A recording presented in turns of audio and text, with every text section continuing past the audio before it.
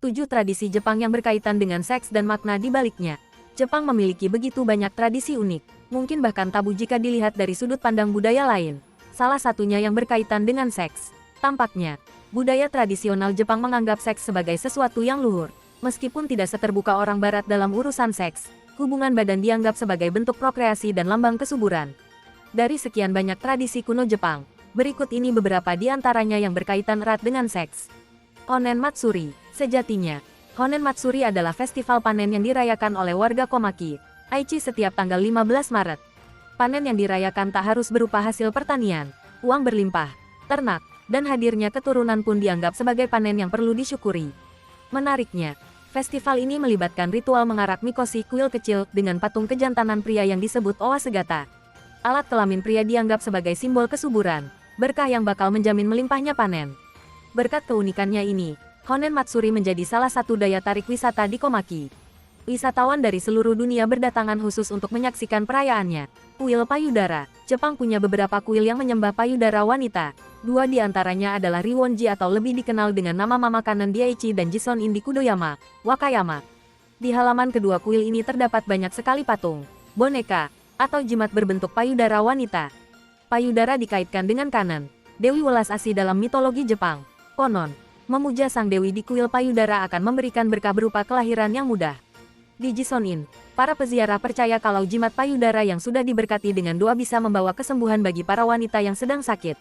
Ada pula remaja yang datang ke sana untuk meminta agar payudaranya tumbuh subur dengan bentuk yang indah.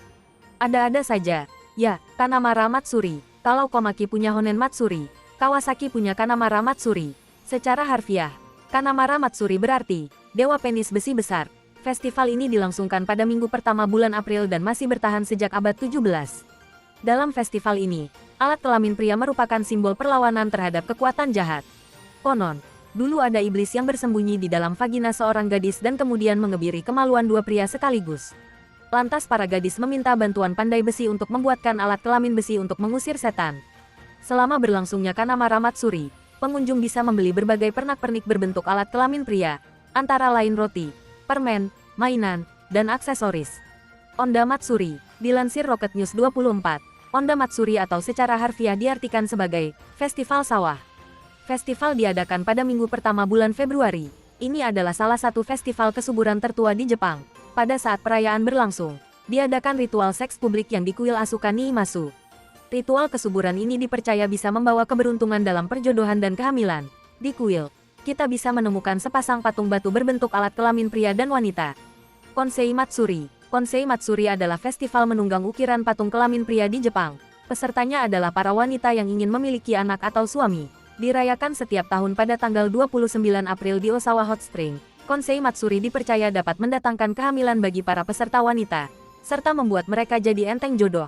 Para peserta wanita akan melakukan ritual pencucian patung kayu berbentuk penis dengan berat sekitar 150 kg dan panjang 1,4 meter. Kemudian, salah seorang peserta wanita yang beruntung akan ditunjuk untuk menunggangi patung tersebut.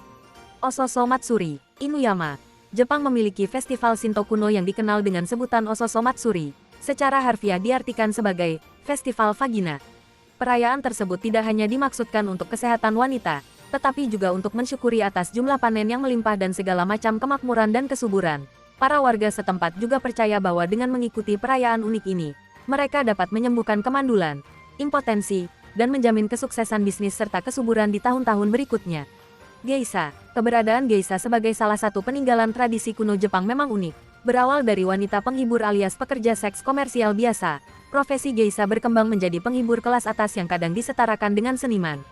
Pasalnya, geisha memang menjalani pelatihan khusus selama bertahun-tahun dan wajib menguasai sejumlah cabang seni seperti tari, musik, dan sastra. Jika biasanya pekerja seks dipandang negatif, tradisi geisha justru dibanggakan oleh orang Jepang. Hanya para wanita dengan bakat besar yang boleh menjalani pelatihan sebagai geisha. Sementara bagi para pelanggan pria, berhubungan dengan geisha merupakan sebuah gengsi. Pasalnya, geisha yang sangat sukses pun bisa pilih-pilih pelanggan. Dompet tebal saja tak menjamin seseorang bisa mendapatkan perhatian geisha, apalagi jika sampai bisa menjadikan simpanan.